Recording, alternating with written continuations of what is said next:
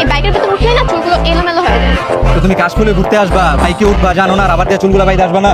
আমি তো ভুলে গেছো না? এই বাবু দেখছো দেখছো? দেখছি। চলে নেও নেও, চলো চলো।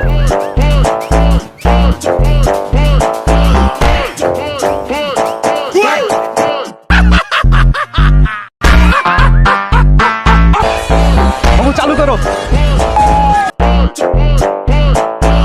চলো চলো চলো চলো চলো। চালু, আজকে তো লাল হয়ে যাবো গা। বাবু নামো নামো নামো নামো।